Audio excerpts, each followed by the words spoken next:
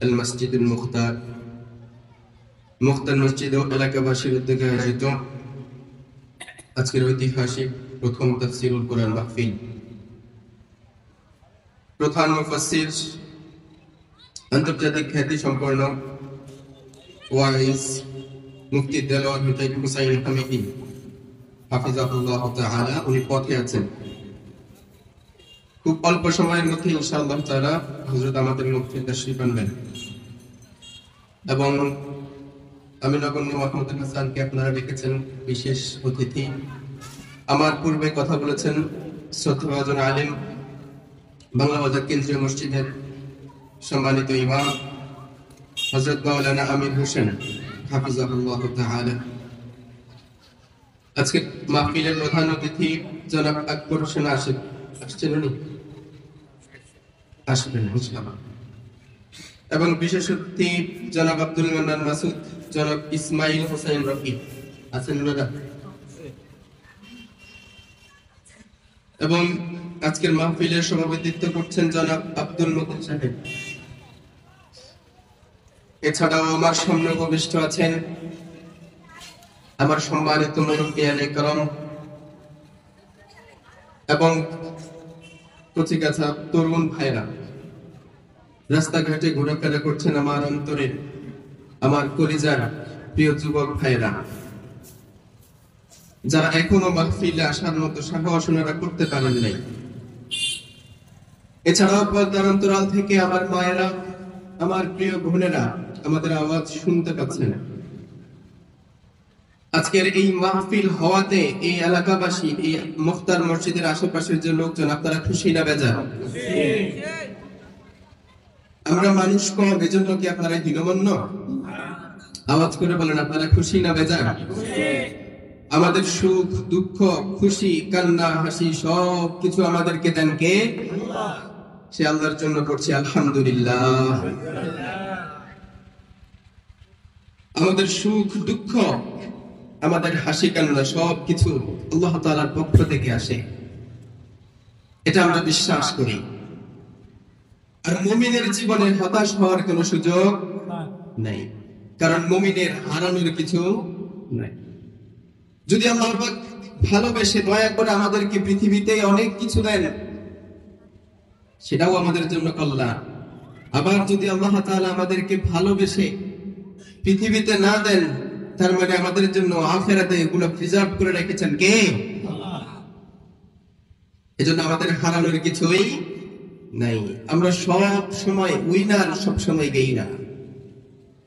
আমরা কখনো হারি না, মুমিন কখনো হারতে পারে না। মুমিনদেরকে আল্লাহ তাআলা হারার জন্য সৃষ্টি করেন নাই। সুবহানাল্লাহ পড়েন। সুবহানাল্লাহ। তো মুমিনদেরকে আল্লাহ তাআলা যে এত কিছু দিয়েছেন, আসলে মুমিন কারা জানার দরকার আছে না নেই? পৃথিবীর মানুষ দুই রকম হয়, একদল হয় সফল, একদল হয় বিফল। একদল হয় সার্থক, আরেক দল হয় ব্যর্থ। তো কারা সফল কারা ব্যর্থ আমাদেরকে জানিয়েছেন কে? আল্লাহ আমাদেরকে শিখিয়েছেন কারা ব্যর্থ আর কারা সফল। সফলতা এবং ব্যর্থতার মানদণ্ড হবে কোরআন। কোরআন আমাদেরকে শিখাবে কিভাবে সফল হওয়া যায়। কোরআন আমাদেরকে বলবে, আমাদেরকে সতর্ক করবে কি করলে আমাদের জীবনটাই ব্যর্থ।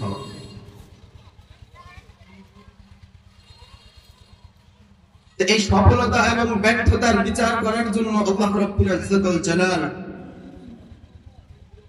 কোরআনুল কারীম একটা সূরা দিয়েছেন। সূরার নাম হচ্ছে সূরাতুল মুমিনুন।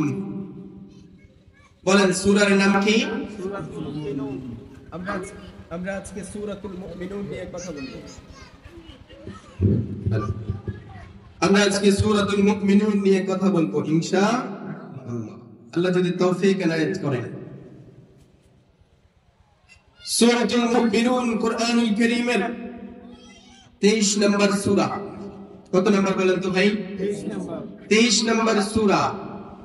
এটা আছে 18 পারা। এই সূরাতুল মুমিনুন এটা মক্কি সূরা। কি সূরা ভাই? মাক্কি সূরা। আমরা আজকে যতগুলো কথা বলবো আমরা মুখস্থ করে চলে যাবো ইনশাআল্লাহ। কারণ আমাদের জীবনে সফলতার দরকার আছে না নেই? আমাদের দুনিয়ার সফলতা দরকার আছে না নেই? আমাদের আখিরাতের সফলতা দরকার আছে না নেই? তাহলে দুনিয়া এবং আখিরাতে আমাদের সফলতা যেহেতু দরকার আছে, আজকের কথাগুলো আমাদের দরকার আছে। তাহলে আপনারা শেষ পর্যন্ত অল্প কয়েকজন মানুষই আমরা না হয় কথাগুলো শুনলাম, বললাম, মুযাকারা করলাম। আমি একা বলবো না, আপনারাও আমার সাথে বলবেন। বলবেন আমার সাথে, বলবেন? তাহলে কি বললাম? সূরার নাম সূরাতুল মুমিনুন। সূরাতুল মুমিনুন এটা মাক্কি সূরা। এই সূরাতুল মুমিনুনের প্রথম 11 আয়াত আমরা পড়ব এবং অর্থ বলব। এটার ভিতরেই আল্লাহ তাআলা আমাদেরকে সফল হওয়ার রসদ দিয়ে দিয়েছেন। বলেন সুবহানাল্লাহ। এই সূরাটা কখন নাযিল হয়েছে? সাইয়েদনা ওমর রাদিয়াল্লাহু তাআলা আনহুর বর্ণনা। তিনি বলেন, আমরা একবার বিশ্বনবী সাল্লাল্লাহু আলাইহি ওয়াসাল্লামের সামনে ছিলাম। হঠাৎ করে বিশ্বনবীর মুখের সামনে বিশ্বনবীর আশপাশ থেকে ফন ফন করে মৌমাছির আওয়াজ আমরা শুনতে পাচ্ছি, কিন্তু কোনো মৌমাছি আমরা দেখি না। তো যখন মৌমাছির আওয়াজ আসছিল, কিছুক্ষণ পরে বিশ্বনবী আমাদের দিকে ফিরে তাকালেন। বিশ্বনবী সাল্লাল্লাহু আলাইহি ওয়াসাল্লাম মক্কার দিকে মুখ করলেন, ইস্তাকবালাল কিবলাতা, কিবলাকে সামনে নিলেন এবং দোয়া করলেন, আল্লাহুম্মা জিদনা ওয়া লা তানকুসনা। আল্লাহ আমাদেরকে বাড়ায় দেন, কমায় দিয়েন না। ওয়া আকরিমনা ওয়া লা তুহিননা, আল্লাহ আমাদেরকে সম্মানিত করেন, আমাদেরকে লাঞ্ছিত করবেন না। ওয়া আতিনা ওয়া লা তুহরিমনা, ও রব আমাদেরকে আপনি দেন, আমাদেরকে ভরপুর করে দেন, আমাদেরকে মাহরুম করবেন না। ওয়া আতারনা ওয়া লা তুআতিরনা তুআতির আলাইনা। এরপরে বিশ্বনবী সাহাবাদের দিকে ফিরে বললেন, লাকাদ আনজালাত আলাইয়া আয়াতুন, আমার উপরে একটু আগে কিছু আয়াত নাযিল হয়েছে। বলেন সুবহানাল্লাহ। মান আকামাহুন্না দাখালাল জান্নাহ, একটু আগে আমার উপরে কিছু আয়াত নাযিল হয়েছে। এই আয়াতগুলো যদি কেউ নিজের জীবনে ধারণ করতে পারে, এই আয়াতগুলোর উপরে কেউ যদি নিজেকে ইস্তেকামত করে ফেলতে পারে, দাখালাল জান্নাহ, বিশ্বনবী বলেন এই গুণগুলো যে অর্জন করবে ওই ব্যক্তিকে আল্লাহ জান্নাত দিয়ে দিবে। তারপর বিশ্বনবী বললেন, قد أفلح المؤمنون, قد أفلح المؤمنون, মুমিনরা সফলকাম হয়ে গিয়েছে। সুবহানাল্লাহ। তাহলে সফল কাম কারা হয়েছে ভাই? মুমিনরা সফল কাম হয়ে গিয়েছে। قد أفلح المؤمنون, মুমিনরা সফল হয়ে গিয়েছে। এখন মুমিন আসলে কারা? মুমিনদের পরিচয় সেটাও আল্লাহ তাআলা কুরআনুল কারীমে বলছেন। ইন্নামাল মুমিনুনা আল্লাযীনা ইযা যুকিরাল্লাহু ওয়াজিলাত কুলুবুহুম وَإِذَا تُلِيَتْ عَلَيْهِمْ آيَاتُهُ زَادَتْهُمْ إِيمَانًا وَعَلَى رَبِّهِمْ يَتَوَكَّلُونَ। মুমিন শুধুমাত্র তারাই সবাই মুমিন হতে পারবে না, এজন্য রব্বুল আলামিন আয়াতের শুরুতে বললেন, ইন্নামা, শুধুমাত্র মুমিন হচ্ছে তারা যারা আল্লাহর নাম যখন তাদেরকে স্মরণ করে দেওয়া হয়, তাদের অন্তরগুলো আল্লাহর নামে প্রকম্পিত হয়। আল্লাহর কথা শোনার পরে, আল্লাহর কথা তাদেরকে যখন স্মরণ করে দেওয়া হয়, তখন তাদের অন্তরগুলো ভয়ে প্রকম্পিত হয়। وَإِذَا تُلِيَتْ عَلَيْهِمْ آيَاتُهُ زَادَتْهُمْ إِيمَانًا, তাদের সামনে যদি আল্লাহর কোরআন থেকে পাঠ করে শোনানো হয়, আল্লাহর আয়াতগুলো যখন তাদের সামনে পাঠ করা হয়, তাদের ঈমান বেড়ে যায়। সুবহানাল্লাহ। ওয়া আলা রাব্বিহিম ইয়াতাওয়াক্কালুন, তাদের ঈমান বাড়তে বাড়তে এমন এক পর্যায়ে চলে যায়, তারা দুনিয়ার কিছুকে পরোয়া করে না, যত কিছু তাদের সামনে আসুক তারা ভরসা করে কার উপরে? তাহলে মুমিন হতে হলে আমাদেরকে আল্লাহ তাআলা তিনটা ক্রাইটেরিয়া দিয়েছেন, তিনটা সিফাতের কথা বলেছেন। এই আয়াতে রব্বুল আমিন বললেন মুমিন হতে হলে যখন আল্লাহর নাম আপনাকে স্মরণ করিয়ে দেয়া হবে, সকল প্রকার পাপাচারের ব্যাপারে আপনার অন্তরের মধ্যে ভয় সৃষ্টি হতে হবে আল্লাহর কথা শোনার সাথে সাথে। আর যখন আপনার সামনে কোরআন থেকে তেলাওয়াত করে শোনানো হবে, আপনার ঈমান বৃদ্ধি পাবে, আল্লাহর প্রতি আপনার ভালোবাসা বেড়ে যাবে। এবং আপনি যখন যেই অবস্থায় থাকেন না কেন, সর্বাবস্থায় যে মুমিন হবে, ওই মুমিন ব্যক্তি আল্লাহর উপরে তাওয়াক্কুল করবে, কাউকে পরোয়া করবে, এরা হচ্ছে মুমিন। এদের ব্যাপারে রব্বুল আমিন আয়াত নাযিল করে বললেন যে قد أفلح المؤمنون, যারা মুমিন হয়েছে, যারা ঈমান এনেছে, তারা সফল কাম হয়ে গিয়েছে। এরপরে সফল কাম ব্যক্তিদের গুণগুলো আল্লাহ তাআলা এক এক করে বর্ণনা করছেন। সফল কাম ব্যক্তিদের এক নাম্বার গুণ, কান খাড়া করে শুনেন, মূল আলোচনা শুরু হয়ে গিয়েছে। সফল ব্যক্তিদের এক নাম্বার গুণ হচ্ছে আল্লাযীনা হুম ফি সালাতিহিম খাশিউন, যারা মুমিন হয়, মুমিন ব্যক্তিরা নামাজের মধ্যে বিনয়ী হয়ে দাঁড়ায়, নামাজের মধ্যে বিনয়ী হয়ে দাঁড়ায়। বিনয় কাকে বলে? মুফাসসিরিন ইকরাম লেখেন as-সাকিনুন, শান্তভাবে দাঁড়ায়, অত্যন্ত প্রশান্ত মন নিয়ে দাঁড়ায়,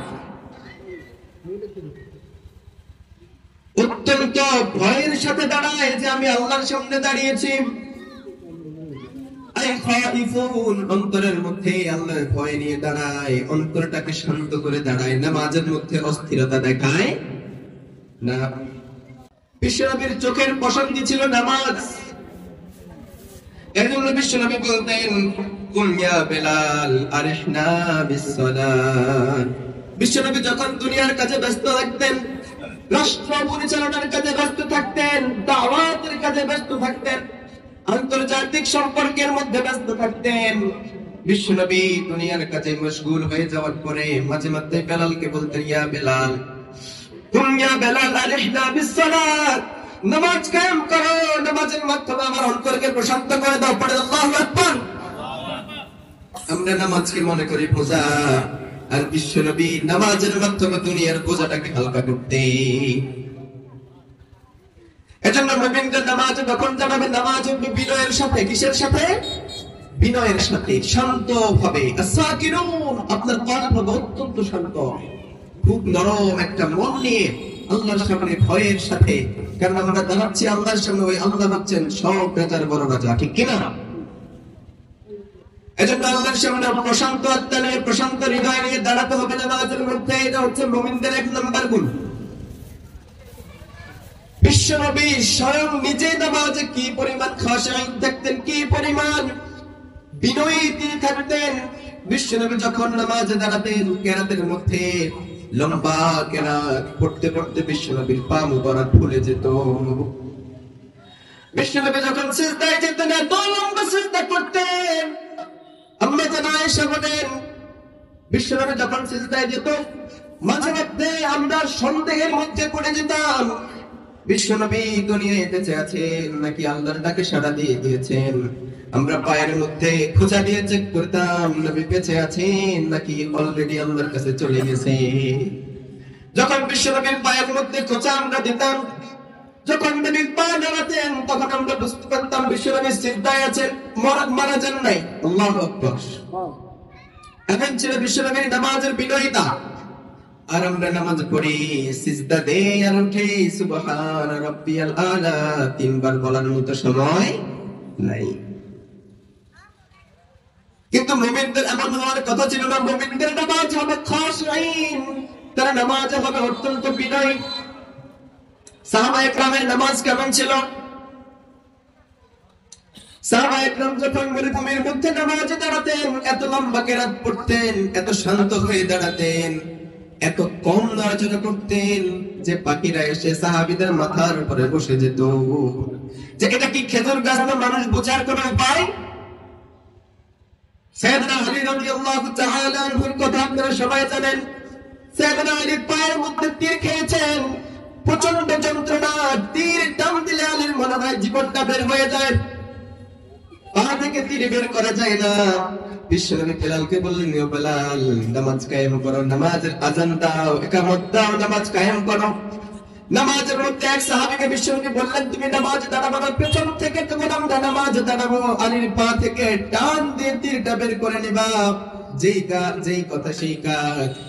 আলী রাদিয়াল্লাহু তাআলা নামাজে থাকা অবস্থায় সাহাবী পেছন থেকে তীর টেনে বের করে, আলী টের পায় না।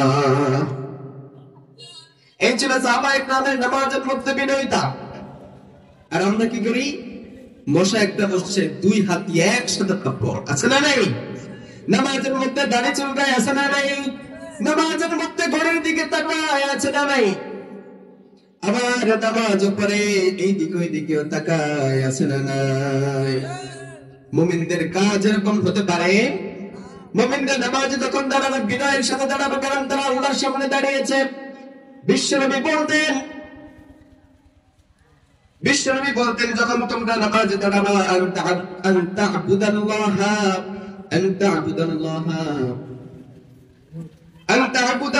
কাআন্নাকা তারাহু ফাইন লাম তাকুন তারাহু ফাইন্নাহু ইয়ারাক। তোমরা যখন ইবাদত করবে, তোমরা যখন ইবাদতের জন্য দাঁড়াবে, এমন ভাবে দাঁড়াবে যে তোমরা আল্লাহর সামনে দাঁড়িয়েছো, আল্লাহকে তোমরা দেখতে পাচ্ছ।